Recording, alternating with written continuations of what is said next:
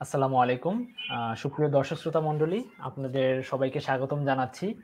আমাদের department of ফিজিওথেরাপির পক্ষ থেকে প্রতিদিনকার যে লাইভ অনুষ্ঠানটি আমরা করে থাকি, আ ফিজিওথেরাপি চিকিৎসা ব্যবস্থা এবং বর্তমান পরিস্থিতিতে আমাদের কি করণীয় হতে পারে। আ এটি একটি সচেতনতামূলক অনুষ্ঠান যেখানে আমরা বিভিন্ন রোগের প্রেক্ষাপটে ফিজিওথেরাপি চিকিৎসার সাথে সংশ্লিষ্টতা, ফিজিওথেরাপি চিকিৎসা বিধি এবং কি ধরনের সতর্কতা অবলম্বন করা যেতে পারে, যে ধরনের সেবাগ্রহীতারা আমাদের আছেন, তাদের লাইফস্টাইলকে সুন্দর রাখার জন্যে তাদের ফার্দার যেন কোনো ধরনের রিস্ক ডেভেলপ না করে সেটা মেইনটেইন করার জন্যে। তো আমরা গত ২ পর্বে আপনারা দেখেছেন যে আমরা কথা বলেছিলাম ১ম পর্বে কোমর ব্যথা নিয়ে এবং আ তার পরের পর্বে গত পর্বে আমরা কথা বলেছিলাম ঘাড় ব্যথা রোগীদেরকে নিয়ে। তো আজকে আমরা আ কথা বলবো, আপনারা ইতিমধ্যেই হয়তোবা আমাদের ব্যানারটি দেখেছেন, যেটি আমাদের Facebook পেজটিতে প্রকাশিত হয়েছিল স্ট্রোক রোগীদেরকে নিয়ে। আমরা জানি যে আ আ স্ট্রোক রোগীদের পার্সেন্টেজ অনেক বেশি এবং আ এই একটা ডিজিজ, অনেক ধরনের রোগীরাই এতে ইনভলভ থাকে এবং বিশাল একটা জনগোষ্ঠী। রোগীদের পাশাপাশি তাদের পরিবারের লোকজনেরও একটা কেয়ার নিতে হয় এই ধরনের রোগীদের ক্ষেত্রে। তো আমি কথা বাড়াবো না। আমাদের সাথে একজন বিশেষজ্ঞ আ ফিজিওথেরাপি চিকিৎসক উপস্থিত আছেন। Doctor Farzana Sharmin Rumana ma'am. তিনি জুনিয়র কনসালটেন্ট এবং আউটপেশেন্ট ইনচার্জ ফিজিওথেরাপি বিভাগ, সিআরপি। তো ম্যাম, আপনাকে স্বাগতম জানাচ্ছি আমাদের ফিজিওথেরাপি বিভাগের নিয়মিত আয়োজনের এই অনুষ্ঠানে। আপনি কেমন আছেন? আল্লাহর রহমতে ভালো আছি। আপনাদের সবাইকে অনেক, অনেক শুভেচ্ছা এবং পবিত্র মাহে রমজানের স্পেশাল শুভেচ্ছা সবার জন্য। আ ধন্যবাদ ম্যাম। ১ম এই যেটা জানিয়ে রাখার ব্যাপার, আমাদের এই প্রোগ্রামের মূল উদ্দেশ্যই কেবলমাত্র যে ধরনের রুগীরা আমাদেরকে রিচ করতে পারছে না বা আমরা তাদের কাছে পৌঁছাতে পারছি না, তাদের কাছে আমাদের মেসেজটা পৌঁছে দেয়া যে আমরা তাদের পাশে আছি। এবং এই প্রোগ্রামের মাধ্যমে আরো একটা অ্যাওয়ারনেস আমরা রেইজ করার চেষ্টা করছি যে যে পেশেন্টরা আমাদেরকে রিচ করতে পারছেন না বা যারা নিতান্তই খুব বেশি সার্ভিসটি পাওয়া জরুরি এরূপ অবস্থায় পৌঁছে গিয়েছেন, তাদের জন্যে বলা যে আমাদের সিআরপির একটি সার্ভিস চালু আছে। আমাদের সিআরপির যে ফেসবুক পেজটি রয়েছে, যে হোম ফেসবুক পেজটি রয়েছে, সেটিতে একটি হোয়াটসঅ্যাপ নাম্বার উল্লেখ আছে এবং সেফটি প্রসিডিউর ফলো করে আপনারা সেটির মাধ্যমে আমাদের সার্ভিসটি নিতে পারবেন। আমরা 1 to 1 ফেস টু ফেস সার্ভিসটা দিয়ে থাকবো হোয়াটসঅ্যাপে ভিডিও কলের মাধ্যমে। তো আমি আর কথা বাড়াবো না ম্যাম, আমি আপনার কাছে চলে আসছি। আমাদের এটা ম্যাম একটা কোয়েশ্চেন সেশন, যেহেতু পেশেন্টদের অনেক ধরনের প্রশ্ন আমরা নিয়ে থাকি। তো আ তবে শুরুতে আমার একটি প্রশ্ন রয়েছে যার মাধ্যমে আমরা আজকের প্রোগ্রামটি শুরু করব।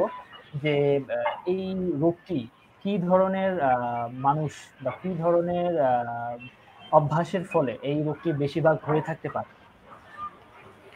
আম স্ট্রোক আসলে আমরা সবসময় জানি এটা সেরিব্রোভাস্কুলার অ্যাক্সিডেন্ট এবং শুধুমাত্র একটা অ্যাক্সিডেন্ট না।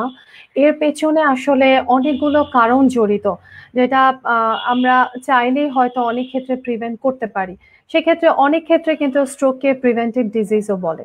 যদি আমি এর কারণগুলো বা আমাদের লাইফস্টাইল রিলেটেড কজ গুলো বলি, যে অনেক পেশেন্ট অনেক ক্ষেত্রেই দেখা যায় যে এটা রিসার্চের ডাটাও যদি দেখি আমরা, সেক্ষেত্রে অধিকাংশ পেশেন্টই ডায়াবেটিস থাকে, হয়তো আনকন্ট্রোল ডায়াবেটিস, পেশেন্টের হাই ব্লাড প্রেশার থাকে, অধিকাংশ ক্ষেত্রেই পেশেন্টের হাই ব্লাড প্রেশার থাকে, হাই কোলেস্টেরল থাকে, সিডেন্টারি লাইফ অনেক পেশেন্ট লিড করে, তাদের অনেক ক্ষেত্রে বেশি হয়। যে ধরনের পেশেন্টরা ফিজিক্যাল অ্যাক্টিভিটির সাথে রিলেটেড না, কোনো ধরনের ফিজিক্যাল এক্সারসাইজ করেন না, তাদের ক্ষেত্রে, যারা অনেক বেশি লবণ সোডিয়াম ক্লোরাইড ইনটেক করেন এবং অনেক ক্ষেত্রে পেশেন্ট ধূমপান করেন, যেটা আমাদের দেশে অনেকটাই কমন প্রবলেম আমি বলবো। আবার অনেক ক্ষেত্রে দেখা যায় যদি পেশেন্ট অ্যালকোহল ইনটেক করে, কিছু আমি বলবো স্মোকলেস কিছু টোবাকো তারা নিয়ে থাকে, যেমন হতে পারে জর্দা, গুল, আরো অনেক কিছু তারা কন্টিনিউ করে। তো সেক্ষেত্রে এগুলো একটা মেজর কজ হয়। যদি আমি কিছু নন মডিফায়েবল কজের কথা বলি, যে হয়তো এইজ আমরা কমাতে বাড়াতে পারবো না, এটা টোটালি ফিক্সড। হ্যাঁ, সেক্ষেত্রে দেখা যায় যারা অনেক বেশি এইজেড পিপল থাকে, এইজেড পিপল গ্রুপরাই এখানে বেশি এফেক্টেড হয়। তারপরও এখন দেখা যাচ্ছে যে আন্ডার 45 ইয়ার্স ওল্ডেও কিন্তু প্রচুর স্ট্রোক পেশেন্ট আমরা পাই। এটা একটা কারণ। দেন হচ্ছে মেলরা অবশ্যই অনেক বেশি এফেক্টেড থাকে এই রোগের ক্ষেত্রে, কারণ মেলদের হয়তো ফিজিক্যাল অ্যাক্টিভিটির দিকে যদি আমরা দেখি বা তাদের কাজকর্ম দিকে দেখি, তাদের বেশি বাসা থেকে বের হতে হচ্ছে, অনেক মেন্টাল এবং ফিজিক্যাল স্ট্রেস তাদের নিতে হচ্ছে। তো সেক্ষেত্রে বিবেচনা করেও মেলরা অনেক বেশি এফেক্টেড থাকে, এবং এই পার্সেন্টেজ যদি আমরা বলি অ্যাটলিস্ট 65 থেকে 70% স্ট্রোকের হচ্ছে মেল, বাকি রিমেইনিং পার্সেন্টেজ হচ্ছে ফিমেল। তো মোটামুটি এই কারণগুলো বা লাইফস্টাইলের কারণে বেশি স্ট্রোক হয়ে থাকে আমি বলবো। তো ম্যাম এই ক্ষেত্রে বয়সের কোনো ব্যাপার থাকে কি, যে এই বয়সের মানুষজন বেশিরভাগ রোগে আক্রান্ত হয়ে থাকে? যেমনটি আপনি বলছিলেন যে পুরুষরা সাধারণত নারীদের চেয়ে বেশি আক্রান্ত হচ্ছে বা হয়ে থাকছে, তো বয়সের কোনো ব্যাপার কি স্পেসিফিকলি আছে কিনা?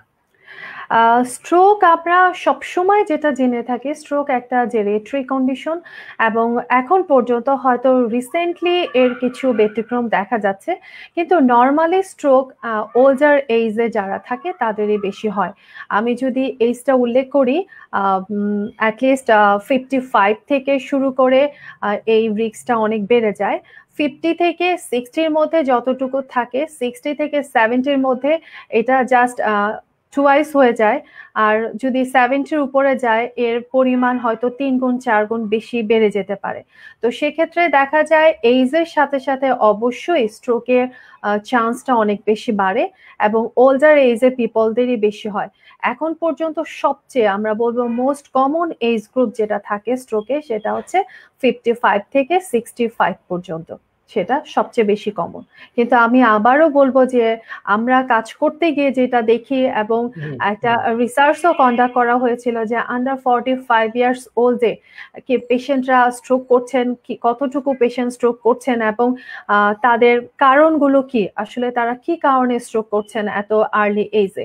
তো সেক্ষেত্রেও কিন্তু প্রচুর পেশেন্টের সংখ্যা ছিল যেখানে তারা আন্ডার 45 ইয়ার্স ওল্ডে বিভিন্ন কারণে স্ট্রোক করেছিলেন। সো যদিও এটা ওল্ডার এইজের একটা ডিজিজ, কিন্তু ইয়াঙ্গার এইজে যাদের বয়স কম তারাও এই রোগে এফেক্টেড হচ্ছে। জি, এফেক্টেড হচ্ছে। ধন্যবাদ ম্যাম। দেখা যায় যে আমাদের বর্তমান যে করোনা ভাইরাস কালীন যে লাইফস্টাইলটা আছে, তো সাধারণ যে লাইফস্টাইলের কারণে স্ট্রোক সাধারণত হয়ে থাকতো, মানে জীবনযাপনের ধরন, আপনি যেমনটা বললেন যে সিডেন্টারি লাইফস্টাইল বা কোনো ধরনের ঠিক স্পেসিফিক কোনো রুলস ফলো করে লাইফস্টাইলটা লিড করা হয় না। তো বর্তমান যে আমাদের বাসায় থাকার কারণে বা লকডাউন পরিস্থিতিতে আমাদের যে লাইফস্টাইল আমরা লিড করছি, এতে করে কি আরো কোনো ঝুঁকির মধ্যে পড়ে যাওয়ার চান্স আছে যে স্ট্রোক এফেক্টেড হওয়ার? দেখেন, আমি অবশ্যই বলবো যে আমরা নর্মালি এখন যে লাইফ লিড করছি এটা অবশ্যই অনেক বেশি ঝুঁকিপূর্ণ। এই কারণে ঝুঁকিপূর্ণ, আমরা স্ট্রোকের কারণগুলোর মধ্যে কিন্তু বারবারই যেটা বলা হয় যে যদি ল্যাক অফ ফিজিক্যাল এক্সারসাইজ থাকে, যদি পেশেন্ট সিডেন্টারি লাইফ লিড করে, তার মুভমেন্ট যদি অনেক কম থাকে, পেশেন্টের আরেকটা বড় কারণ হচ্ছে স্ট্রোক করা, সেটা হচ্ছে আমরা আনহেলথি ডায়েট ইনটেক করি। তো এক্ষেত্রে দেখি আমরা যদি একটু নর্মালি আমাদের ফ্যামিলিতে আমরা আসি, নর্মালি আমরা অনেক কাজ করছি, মেন্টালি অনেক প্রেশার নিচ্ছি, ফিজিক্যালি অনেক কাজ করছি, কিন্তু লকডাউনের এই সময়টায় আমরা কিন্তু মোটামুটি সবাই অনেক ইনঅ্যাক্টিভ। তো সেক্ষেত্রে দেখা যায় আমরা আমাদের খাবার দাবারের প্রতি বা হচ্ছে নর্মাল কিছু রিক্রিয়েশনের প্রতি অনেক বেশি ঝুঁকে থাকি। তো সেক্ষেত্রে আমরা অনেক ফ্যাট জাতীয় খাবার বা আনহেলদি ডায়েট আমরা ইনটেক করে থাকি। তো সেক্ষেত্রে অনেক বড় একটা চান্স থাকে এই স্ট্রোক করার। দেন আমরা আরেকটা বলবো যে ডায়াবেটিস যাদের আছে, যাদের হাই ব্লাড প্রেশার আছে, তাদের ক্ষেত্রে নর্মাল কিছু এক্সারসাইজ প্রোটোকল ফিল আপ করতে হয়, যেমন একটা নির্দিষ্ট সময় পরিমাণ তাদেরকে হাঁটতে হয়। কিন্তু এক্ষেত্রে দেখা যাচ্ছে এই লকডাউনের সময়টা এই সিস্টেমগুলো আসলে কোনোটাই ঠিক মতো ফিল আপ করা হয় না। তো সেক্ষেত্রে দেখা যায় যে পেশেন্টের স্ট্রোকের চান্সটা অনেক বেশি হয়, কারণ তার হয়তো প্রেশারটা অনেক বেশি বেড়ে যায়, ডায়াবেটিসের পরিমাণটাও নর্মালের থেকে অনেক বেশি বেড়ে যায়, দেন তার কোলেস্টেরল লেভেলটা অনেক বেড়ে যেতে পারে, যেটা আনহেলদি ডায়েটের সাথে রিলেটেড। তো সেক্ষেত্রে আমি অবশ্যই বলবো এই লকডাউনের এই সময়টায় যদি আমরা অ্যাক্টিভ না থাকি, তাহলে আমাদের অনেক ক্ষেত্রে চান্সটা বেড়ে যাবে স্ট্রোক করার, এবং স্ট্রোকের ইনসিডেন্সের চান্স অনেক বেশি বাড়বে আমার মনে হয়, পার্সোনাল জি, ওপিনিয়ন। ধন্যবাদ ম্যাম। এটা তো গেল যে আমরা কিভাবে আমাদের তথ্যগুলো জেনে আমরা সচেতন থাকবো, এটা একটা পার্ট, মানে প্রিভেনশন, যেটা হেলথ জি। কেয়ারের একটা পার্ট, প্রিভেনশন করা। তো আমরা এখন কথা বলতে চাই ম্যাম, যারা সাফারার জনগোষ্ঠী, যারা মানে যাদের অলরেডি স্ট্রোক হয়ে গিয়েছে, আমরা তাদেরকে নিয়ে ম্যাম কথা বলতে চাই। তো এই ধরনের রুগীরা বর্তমানে ঠিক কতটুকু ঝুঁকিতে আছে বর্তমান পরিস্থিতিতে? এই কোভিড-19 পরিস্থিতিতে ওনাদের কি কোনো এক্সট্রা কোনো ঝুঁকির কোনো ব্যাপার থেকে যায় কি? না অ্যাজ ইউজুয়াল অন্য সাধারণ মানুষদের মতোই ওনারা একই রকম রিস্কে আছেন? ধন্যবাদ নাজমুল সাহেব আপনাকে, কারণ এটা অনেক গুরুত্বপূর্ণ একটা কোশ্চেন আমি মনে করি। কারণ আমাদের এই যে পেশেন্টগুলো যাদের নিয়ে আমরা কথা বলছি, স্ট্রোক পেশেন্ট, তারা ক্যাটাগরির দিক থেকে হাই রিস্ক ক্যাটাগরির মধ্যে পড়ে। আমি একটু জাস্ট একটা রিপোর্টের কথা বলতে চাই, যেটা জি, combinedly world health organization, national health service UK এবং ন্যাশনাল স্ট্রোক ফাউন্ডেশন ইউকে, তারা কম্বাইনলি একটা ক্যাটাগরি সেট করেছিল যে কোন ধরনের পেশেন্টরা কতটুকু রিস্কের মধ্যে কোভিড-19 এর ক্ষেত্রে। তো জি, সেক্ষেত্রে তারা দেখিয়েছেন যে স্ট্রোক পেশেন্ট হচ্ছে হাইলি রিস্ক ক্যাটাগরির মধ্যে, এবং তারা আরো বলেছিলেন যে একটা পেশেন্ট যদি হাইলি রিস্ক ক্যাটাগরিতে যায়, তাহলে তার কিছু ক্রাইটেরিয়া ফিল আপ করতে হয়। জি, ক্রাইটেরিয়াগুলোর মধ্যে তার হাই ব্লাড প্রেশার থাকতে হবে, তার ডায়াবেটিস লেভেলটা অনেক হাই থাকতে হবে, বা আনকন্ট্রোল ডায়াবেটিস আমরা যেটা বলি থাকতে হবে, কোলেস্টেরল লেভেলটা অনেক বেশি থাকতে হবে, পেশেন্ট যদি সিডেন্টারি লাইফ বা আমরা যেটা বলছি যে ল্যাক অফ এক্সারসাইজের মধ্যে থাকে, অনেক ক্ষেত্রে সেটাও ম্যাচ করে। পেশেন্টের যদি করোনারি হার্ট ডিজিজ বা যে কোনো ধরনের হার্ট ডিজিজ যদি থাকে, তাহলে তারা রিস্কের মধ্যে পড়ে যায়। রিস্কের মধ্যে এবং থাকে। যদি সিওপিডি থাকে বা চেস্টের যে কোনো ধরনের কন্ডিশনে, তারা অনেক রিস্কের মধ্যে পড়ে যায়। এটা হচ্ছে হাই ক্যাটাগরিতে। আমি যে জি, জি, আরেকটা ক্যাটাগরির কথা বলবো, যারা হচ্ছে মোস্ট ভালনারেবল। এই মোস্ট ভালনারেবল এর মধ্যে যাদের কোনো অর্গান ইমপ্ল্যান্ট করা হচ্ছে, হয়তো বা তাদের কিডনি আগে থেকেই ট্রান্সপ্লান্ট করে, করা। হ্যাঁ, কিডনি ট্রান্সপ্লান্ট বা এইডস জাতীয় কোনো ডিজিজ, যেটাতে তার ইমিউনিটি পাওয়ার অনেক কম থাকে। জি, জি, যদি এমন হয় ক্যান্সার, অনেক আগে থেকে উনি ক্যান্সারে ভুগছেন, কেমোথেরাপি বা রেডিওথেরাপি উনি নিচ্ছেন, তো সেক্ষেত্রে এই ধরনের পেশেন্টরা অনেক বেশি অনেক অনেক বেশি রিস্কের মধ্যে থাকে। তো আমি যদি এখন একটু ম্যাচ করি যে আসলে একটা স্ট্রোক পেশেন্টের কারণগুলো কি, আমরা যদি একটু প্রিভিয়াসলি দেখি যে কারণগুলো আমি বলে আসছি, এই কারণগুলোর জি, সাথে কিন্তু অনেক বেশি ম্যাচ করে। যে একটা জি, স্ট্রোক পেশেন্টের কিন্তু অধিকাংশ, অ্যাটলিস্ট 80-90% পেশেন্টেরই দেখা যায় ডায়াবেটিস থাকে, তার হচ্ছে প্রেশার পরিমাণ বেশি থাকে, কোলেস্টেরলের পরিমাণ বেশি থাকে, যে কোনো ধরনের রিলেটেড হার্ট রিলেটেড কিছু না কিছু প্রবলেম থাকে। তো সেক্ষেত্রে সবকিছু বিবেচনা করলে একটা স্ট্রোক পেশেন্ট হাই রিস্ক ক্যাটাগরির মধ্যে পড়ে, এবং তারা অনেক বেশি ভালনারেবল গ্রুপ আমি মনে করি। জি, ধন্যবাদ ম্যাম। প্রিয় দর্শক শ্রোতা, আপনারা যেমনটা শুনছিলেন যে আমরা প্রতিদিনই যে স্বাস্থ্য অধিদপ্তর কর্তৃক প্রদত্ত যে ব্রিফিংটি দেখতে পাই, স্বাস্থ্য বুলেটিনটি দেখতে পাই, সেখানে আমরা দেখি যে ওনারা বিশ্লেষণ করার চেষ্টা করে থাকেন যে কি ধরনের মানুষজন মারা মারা যাচ্ছেন এবং ঠিক কি কারণটিতে মারা যাচ্ছেন। করোনা ভাইরাসের পাশাপাশি ওনারা প্রতিদিনই একটা সামঞ্জস্যপূর্ণ চিত্র তুলে ধরেন যে তার সেকেন্ডারি কোনো ডিজিজ ছিল, যার কারণে তার লাইফ যে কোয়ালিটি সেটা কিছুটা হলেও সাধারণ মানুষজনের থেকে কম ছিল, এবং সেটাই ওনারা নির্দেশ করার চেষ্টা করেন। এবং যারা সুস্থ আছেন, যাদের ইমিউন সিস্টেম ভালো আছেন, সেই ধরনের মানুষজনের মৃত্যুর হারটা তুলনামূলক অনেকাংশেই কম, এটা ওনারা তুলে ধরার চেষ্টা করেন। তো সেই দিক থেকে বিবেচনা করলে স্ট্রোক, আমাদের বিশেষজ্ঞ চিকিৎসক যেটি বললেন যে স্ট্রোক, সেই দিক থেকে যে ধরনের রোগীরা স্ট্রোকে আক্রান্ত আছেন তাদের সুস্থতা এবং নিরাপদ থাকাটাই আমরা কামনা করি। ধন্যবাদ ম্যাম। তো আমরা আরো একটি প্রশ্নে চলে যাব যে ওনারা তো যে ধরনের স্ট্রোক রোগীরা আমরা দেখি যে ওনাদের বাসাতেই থাকছেন এবং সাধারণ মানুষদের মতোই জীবনযাপন করছেন। তো যারা ওনাদেরকে কেয়ার নিচ্ছেন, বিশেষ করে কেয়ারাররা, ওনাদের মাধ্যমে কি ওনারা কোনো ধরনের ঝুঁকিতে পড়তে পারেন কেয়ারারদের লাইফস্টাইলের কারণে? এই ব্যাপারে কোনো পরামর্শ আছে কিনা আপনার? ধন্যবাদ নাজমুল সাহেব। অবশ্যই, কারণ আমরা যদি দেখি নর্মালি আমাদের সেন্স হচ্ছে স্ট্রোক পেশেন্ট ঘরে থাকবে, উনি তো বাইরে বের হচ্ছেন না, উনি জি, টোটালি প্রোটেক্টেড একটা পরিবেশে আছেন, সো ওনার জি, কোভিড-19 হওয়ার কোনো চান্স নেই। কিন্তু জি, আমরা যদি আরেকটু দেখি, এই যে পেশেন্ট গুলো যাদের নিয়ে আমরা কথা বলছি, হয়তো তারা বেড বাউন্ডেড, অনেক ক্ষেত্রে wheel chair bounded, moderate disability নিয়ে পাচ্ছেন। তো এই ধরনের পেশেন্টরা কাদের উপরে নির্ভর করছে? নির্ভর করছে তাদের কেয়ারারদের উপরে। জি, জি, অবশ্যই। কারণ তারা সবসময় কেয়ারারদের উপর নির্ভর করে এবং কেয়ারাররাই তাদের বেসিক নিড গুলো ফিল আপ করে। তাদের ফাংশনাল অ্যাক্টিভিটিস, তাদের এডিএলস সবকিছুই কিন্তু তাদের হেল্পের মাধ্যমেই হয়। তো এই কেয়ারার যারা সুস্থ অ্যাবল মানুষ, তারা কিন্তু ঘরে বসে নেই। তারা কিন্তু প্রতিনিয়ত বাইরে যাচ্ছেন। বিভিন্ন প্রয়োজনে, হয়তো এই স্ট্রোক পেশেন্টের কোনো প্রয়োজনেই তারা বাইরে যাচ্ছেন। তো জি, এক্ষেত্রে যদি ওনারা প্রোটেক্টিভ কোনো মিজান না নেন, যদি ওনারা প্রোটেক্টিভলি বাইরে না যান, আমরা যেটা বলি মাস্ক না পরে, গ্লাভস না পরে বা সামাজিক যে দূরত্বটা বজায় রাখার কথা বলা হচ্ছে, এগুলো যদি ওনারা ঠিকমতো না মানেন এবং ওনারা বাসায় আসলেন, আমরা সবসময় দেখি ব্রিফিং এ বলা হয় যে আপনারা কিছুক্ষণ পরপরই আপনাদের হাত ধোবেন এবং সেটা 20 সেকেন্ড পর্যন্ত হাত ধুতে হবে এবং সেটা একটু রিপিটেডলি করতে হবে।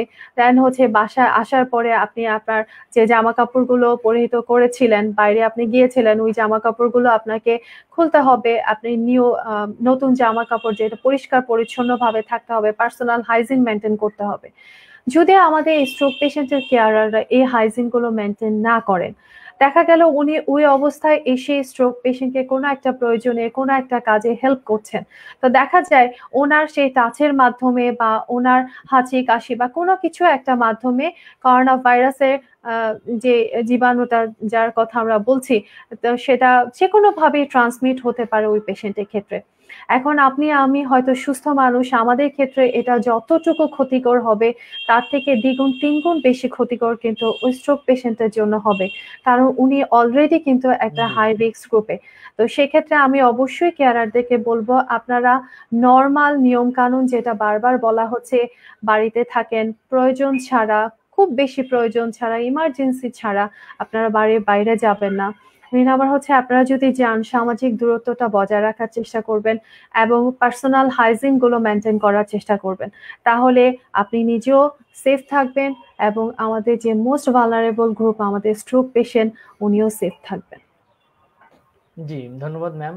সুপ্রিয় দর্শক শ্রোতা মণ্ডলী, আপনারা যেমনটা শুনছিলেন যে আমরা তো অবশ্যই নিজেরা নিরাপদ থাকবো নিজেদের জন্যে, পরিবারের সকলের জন্যে এবং আমাদের যাদের পরিবারে স্ট্রোক পেশেন্ট রয়েছে তাদের প্রতি আমরা এক্সট্রা কেয়ার নিব এই সময়টাতে এবং আমাদের সচেতনতা দ্বিগুণ হবে এই ধরনের পেশেন্টদের কেয়ার করার ক্ষেত্রে।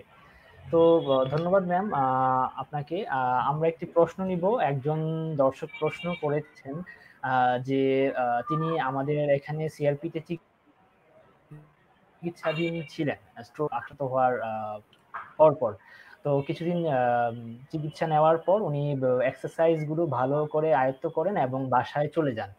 তো বাসায় চলে যান এবং ওনার ইমপ্রুভমেন্ট এখন আগের থেকে ভালো। উনি কিছুটা হাঁটতে চলতে পারছেন। যিনি বেড বাউন্ডেড ছিলেন, একেবারেই বিছানায় ছিলেন। তো এই ধরনের রোগীদের জন্য এক্সারসাইজ মূলক বা কি ধরনের পরামর্শ আমরা দিতে পারি?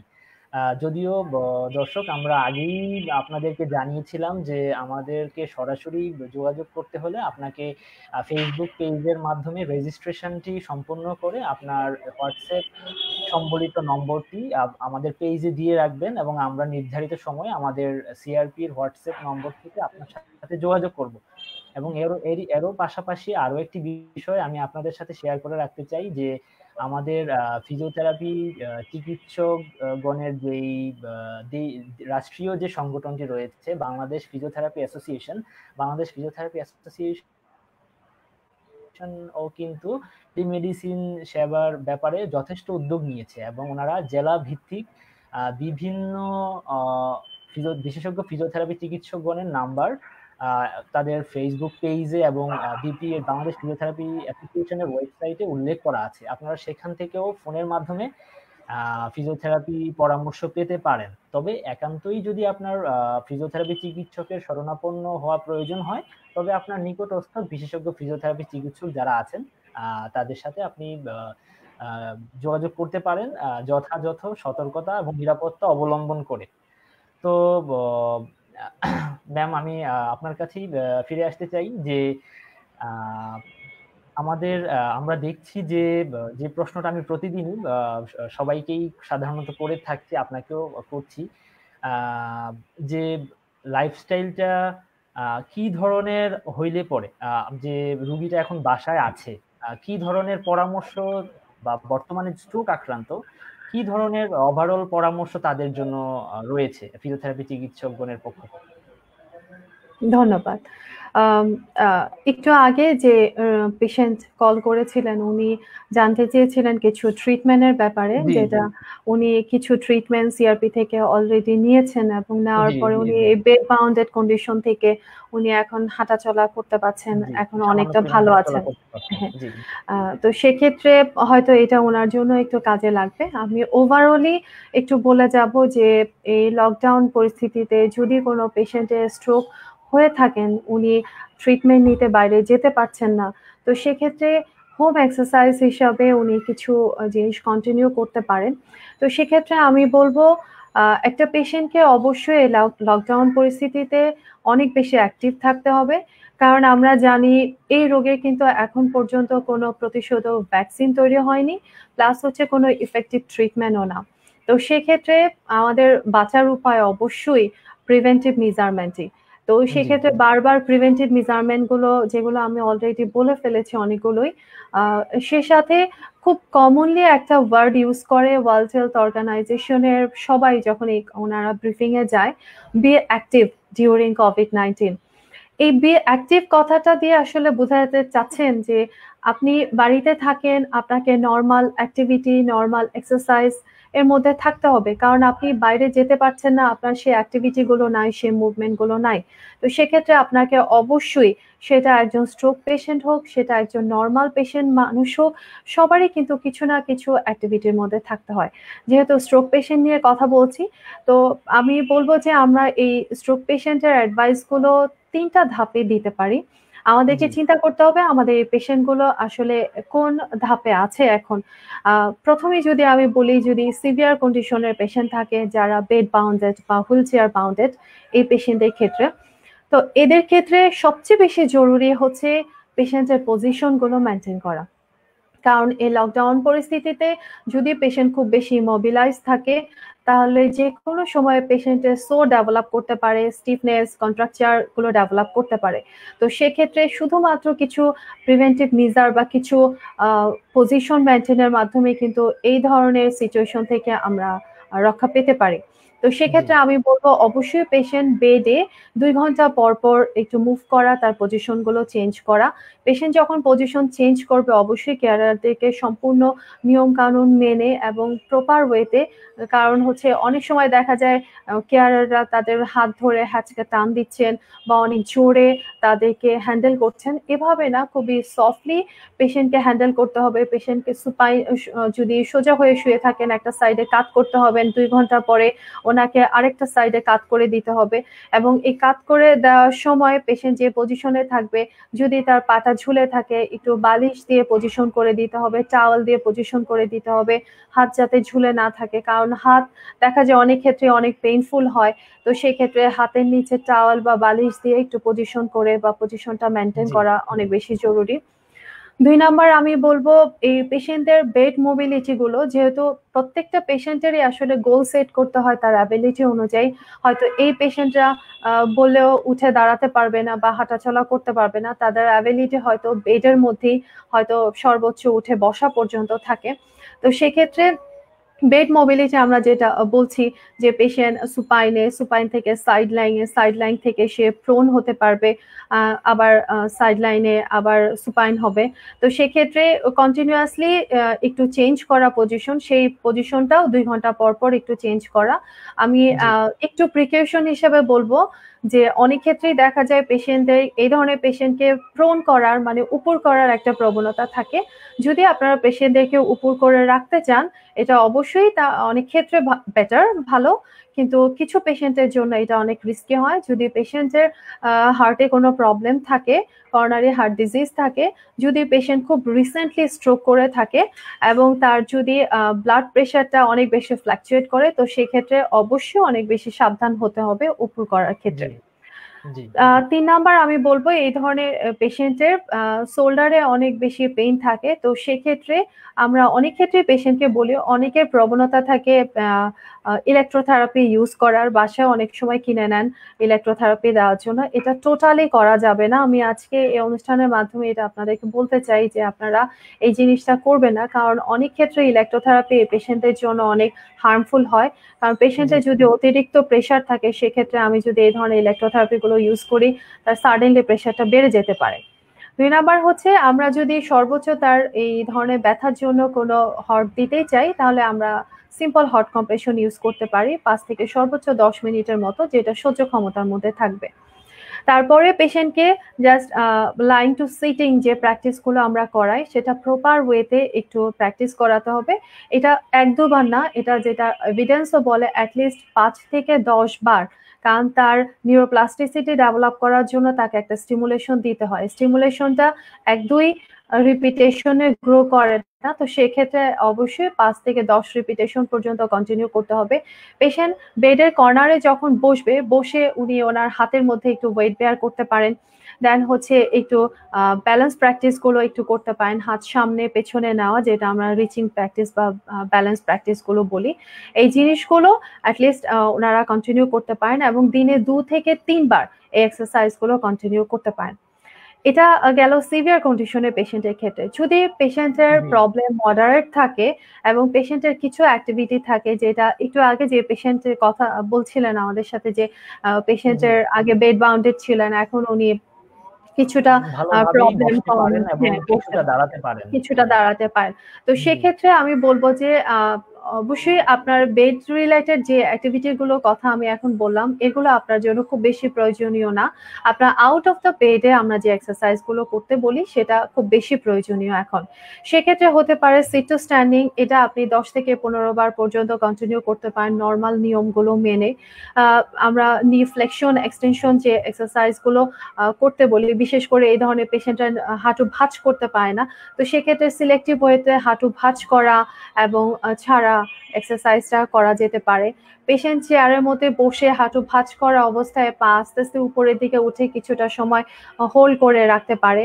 দেন পেশেন্ট আমরা যেটা বলি, যদি স্কোয়াট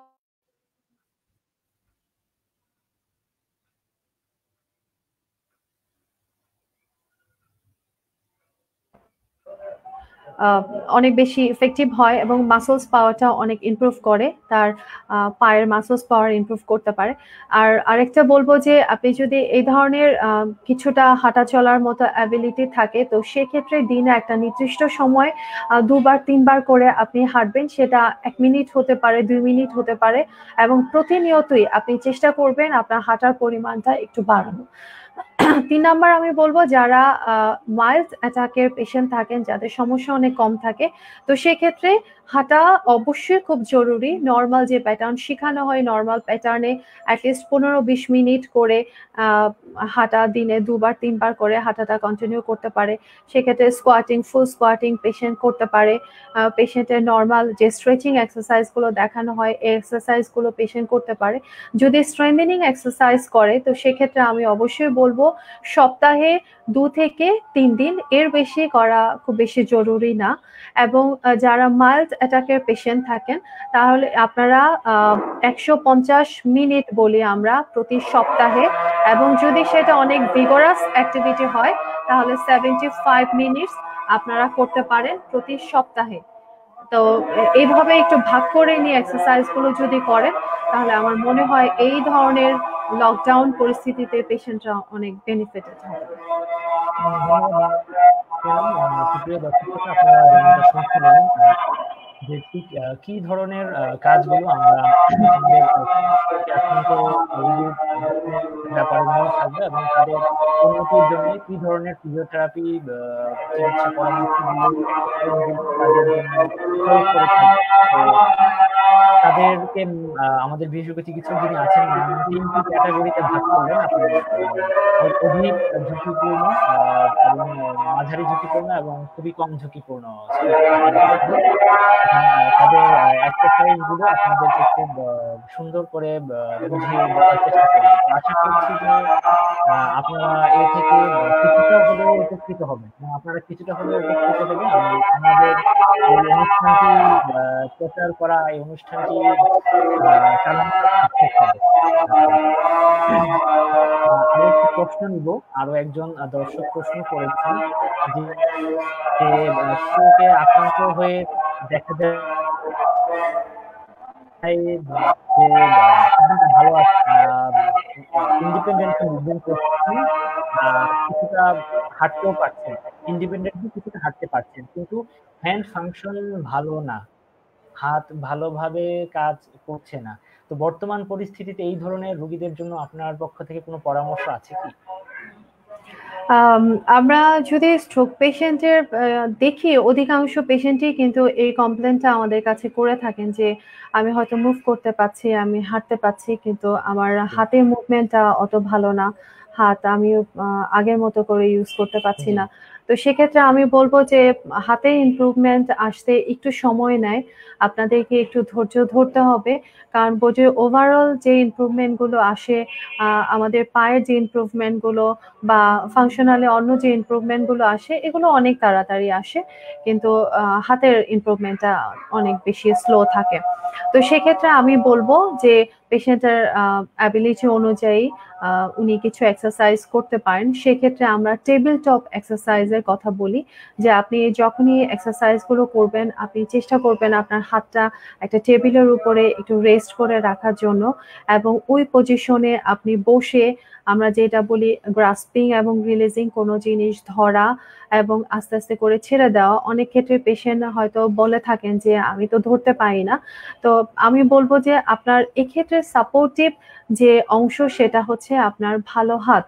আপনি অবশ্যই চেষ্টা করবেন প্রথম দিকে আপনার ভালো হাতটা ইউজ করার, এবং হচ্ছে আপনার ভালো হাত দিয়ে ধরে আমরা যদি একটা বোতল ধরতে চাই, আমরা যদি একটা বাটন ধরতে চাই বা যে কোনো জিনিস আমরা প্র্যাকটিস করতে চাই, তো সেক্ষেত্রে প্রথমেই শুরু করতে হবে আপনার এফেক্টেড হাত এবং সাপোর্ট দিয়ে আপনার ভালো হাত। আপনি ওই জিনিসটা ধরার চেষ্টা করবেন, ছাড়ার চেষ্টা করবেন, কারণ আমরা সবসময় বলি যে ব্রেন শিখছে, এই আপনার কাজের মাধ্যমে ব্রেন শিখবে, যদি সে প্রপার ওয়েতে শিখতে পারে তাহলেই কিন্তু সে এই ধরনের ইনপুট দিবে, আপনি এই ইনপুটের মানে রেজাল্ট হিসাবে আপনার হাতের হ্যান্ড ফাংশনগুলো আপনি দেখতে পারবেন।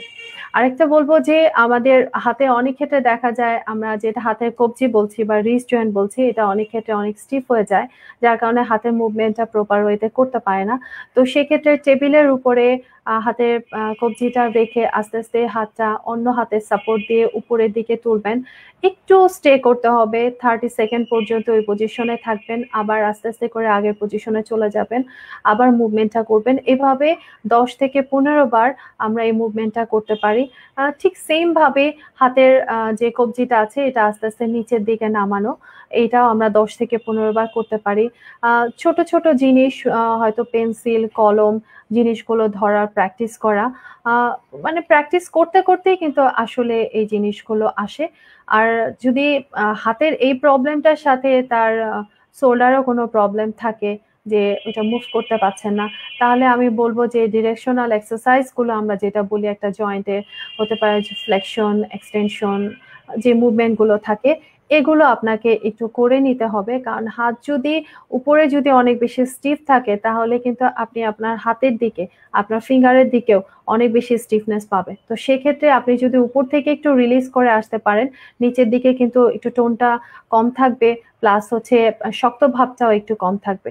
তো সেক্ষেত্রে আপনি আপনার অন্য হাতের সাপোর্ট দিয়ে আপনার হাতটা সামনের দিকে ওঠানো, একটু সাইডের দিকে নেওয়া, পিছন দিকে নেওয়া, এবং প্রত্যেকটা এক্সারসাইজে চেষ্টা করবেন 15 থেকে 20 বার করে করা, এবং সেটা দিনে অন্তত 2 থেকে 3 বার যদি কন্টিনিউ করতে পারেন, তো সেক্ষেত্রে আপনি বেনিফিটেড হবেন ইনশাল্লাহ। অনেক ধন্যবাদ ম্যাম। আপনি যেমনটা বলছিলেন যে ঠিক কি ধরনের কাজগুলো একজন যাদের স্ট্রোকে যাদের হাত আক্রান্ত হয়েছে সেই তাদের জন্য করণীয়। তো আমরা আর দীর্ঘায়িত করব না আমাদের আজকের প্রোগ্রাম। আমি শেষ একটি প্রশ্ন আপনাকে করতে চাই, যেহেতু আমাদের এই প্রোগ্রামটির মূল উদ্দেশ্যই অ্যাওয়ারনেস রেইজ করা যে ধরনের রোগীদের নিয়ে আমরা কথা বলছি তাদের সাপেক্ষে। তো যেহেতু স্ট্রোক রোগীদের সাথে এই ধরনের রোগীর কেয়ারের কথাটা চলে আসে, সাথে সাথে কিন্তু কেয়ারারদের কথাও চলে আসে যারা ওনাদের এই যত্নটা নিয়ে থাকেন, ওনাদেরকে যথাযথ এক্সারসাইজ গুলো সঠিকভাবে করার জন্য সহায়তা করে থাকেন। তো সাধারণতই আমরা একটা ব্যাপার দেখি যে যেহেতু এটা একটা সিরিয়াস ডিজিজ এবং এটা একটা পেশেন্টকে ডিসেবল করার পাশাপাশি পেশেন্টের ফ্যামিলি মেম্বার এবং কেয়ার গিভারদের উপর একটা প্রেশার তৈরি করে, ফিজিক্যালি প্রেশার তৈরি করার পাশাপাশি একটা মেন্টাল প্রেশারও তৈরি করে। এবং বর্তমান পরিস্থিতিতে আসলেই কিন্তু আমরা সাধারণ মানুষজনও মেন্টালি স্টেবল থাকতে পারছি না। অনেক সময় আশেপাশে সারাক্ষণই কোনো না কোনো খারাপ সংবাদ শুনছি, ভাইরাস ছড়িয়ে পড়ার খবর শুনছি। তো এই প্রেক্ষাপটে এই কেয়ারারদের জন্য কি কোনো পরামর্শ রয়েছে? যে সাধারণত ওনারা সাধারণ অবস্থাতেই কিন্তু ওনারা একটু চিন্তিত থাকেন যে এই পেশেন্ট কবে ইন্ডিপেন্ডেন্ট হবে, কবে তার কাজে ফিরে যাবে, কবে ভালো হবে। এটা সবসময়ই যারা চিকিৎসা দিয়ে থাকেন, ফিজিওথেরাপি চিকিৎসা সেবা প্রদান করে থাকেন, তাদের কাছে জানতে চান। তো বর্তমান পরিস্থিতিতে তাদের জন্য কিছু বলার আছে কিনা, যে ওনারা যেন আরো ধৈর্য ধরে এই সময়টুকু কাটিয়ে উঠতে পারেন এবং যথারীতি আবার ফিজিওথেরাপি চিকিৎসা সেবায় ফিরতে পারেন? ওনাদের জন্য কোনো ধন্যবাদ। পরামর্শমূলক কোনো কথা আছে কিনা বা কোনো উপদেশ আপনার পক্ষ থেকে আছে কিনা?